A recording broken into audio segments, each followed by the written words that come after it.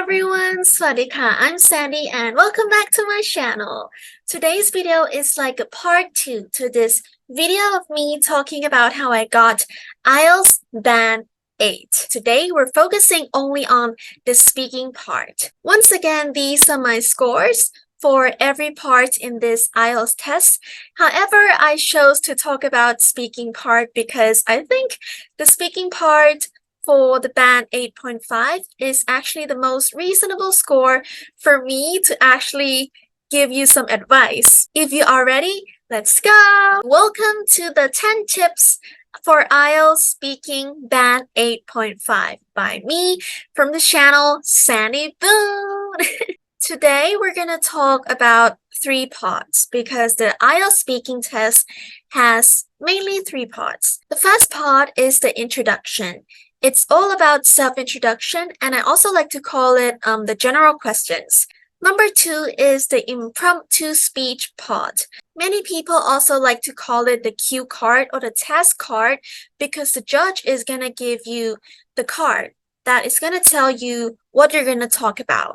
The last part is the discussion, which is like an interaction between you and a judge, and also tell if you agree or disagree with each other. Anyways, let's move on. And for today's video, as I said, there are 10 tips, right? However, I'm gonna separate them into like 3 main parts. The part 1 for introduction, 3 tips. Part 2, impromptu speech, another 3 tips.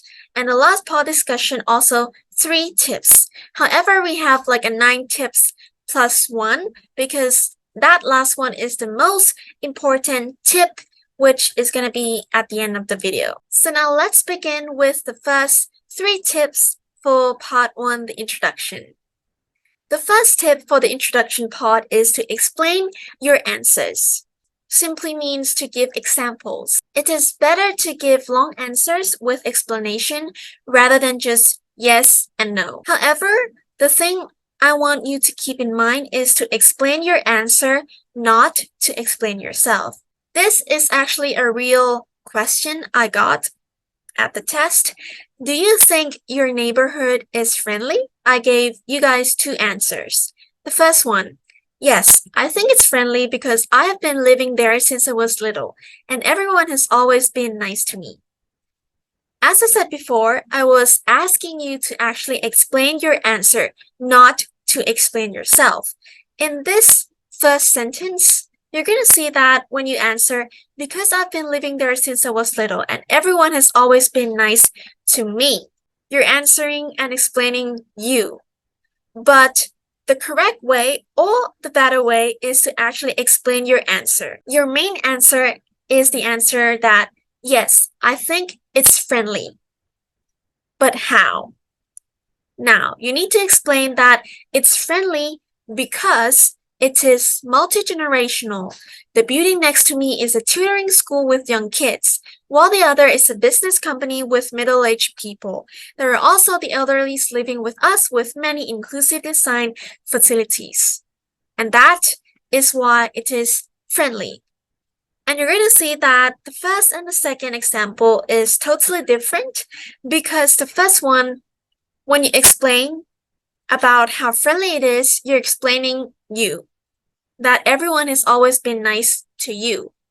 But the better way, as I said, is to explain why it is friendly. Explain your answer, and these are how you can explain it. Tip number 2 for the part 1 again is to expand your vocabularies. Although in this part, it's actually a simple conversation, but you can upgrade it or specialize it with a special vocabularies. Use synonyms, for example. You can change from the simple words to an extra words. Here are some examples that I can think of, and if you want more of this, you can search on the Google that like band 7 vocabularies, band 8 vocabularies, and so on. If you get to talk about living in a city, which is a very common question in IELTS, you could change from the word city into urban area. The judge asks you about your studying. Where do you study? You can actually say, my educational background is something. Or if you work, then use the word employed. rather than work. Free time, then use the word spare time. If you study abroad, you can also say, I've been overseas. From enough, you can say adequate. From important, you can say vital. From health, you can say well-being. Oh, I'm sorry, I think I got this one wrong. Like the different is to actually say diverse, but the difference is diversity. I'm sorry. The third tip for part 1 is to create structure in your speaking. Structure makes your speech concise, relevant, sequential, and also very effective. So the judge will understand you better and also will give you better scores. And the main structure is a very easy one, just like what you've learned before, is to have your introduction, you have your body with examples, and also with conclusion. And most importantly, we have the structure in your speech because we want to stay in the scope and not going too far from the topic. You don't want to go off topic because lastly, you want to actually answer the question. We're coming to part 2, which is the impromptu speech. The first tip for part 2, or also a fourth tip for this whole video, is to choose endless topics to talk about. You're gonna get a test card to talk about something. And in the test card, they're gonna give you a very general or broad topic. But now you can actually choose your own specific topic. So I suggest you choose the one that you can talk about it all day, and which means you're very passionate about it. Also includes connecting stories. One single topic, you actually have many 10 situations you can link and talk about them all together. And most importantly, I think it's best to talk about something that still affects you until today. This is actually a real question I got again, is to describe an achievement that you're proud of. And as I said, the topic that they're going to give you is actually very broad. They say just talk about an achievement. And then they gave you, I think, about like 1 minute to prepare to actually choose what kind of achievement I'm going to talk about. So after I plan all this and that, I need to choose. And I want you to compare these 2 topics or these 2 achievements I'm going to talk about. Which one do you think I actually talk about? It's achievement B. Why I chose achievement B is because I can talk about it all day. And it includes so many connecting stories, and it still affects me until today, which all of these 3 things simply means that you can actually keep talking for 2 minutes because you want to keep talking long enough rather than too short. The funny thing is that I could keep talking about it until the judge was like, okay, it's enough, stop. Tip number 5 for part 2 is to link. Use linking words, connectors, sequent words. This is because I want you to keep talking. Here's how I use the linking words. Tip number 6 for part 2 is to use the life lessons. Use when you're stuck. It's kind of like similar to a conclusion when you don't know what to talk about anymore.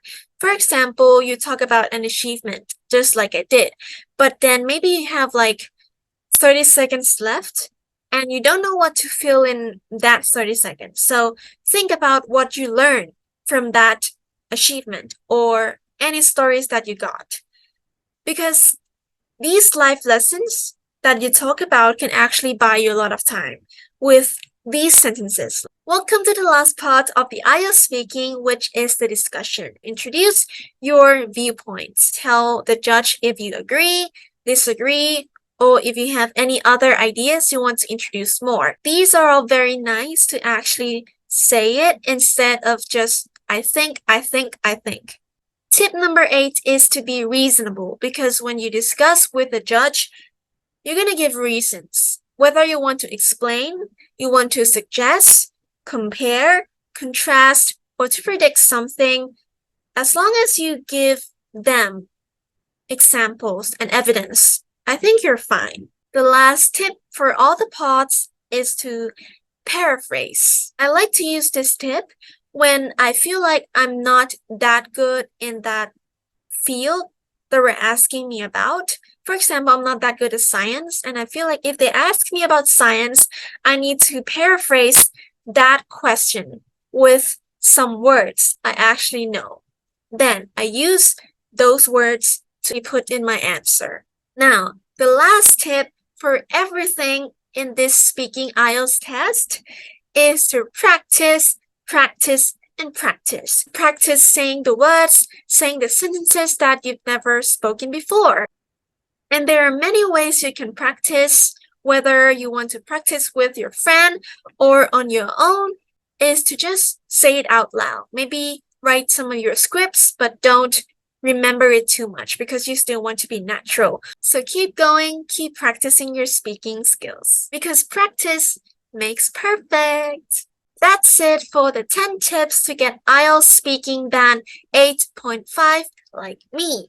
If you have any questions, feel free to DM me on Instagram, sandybn_. Thank you so much for watching and feel free to check out my other videos here. Bye!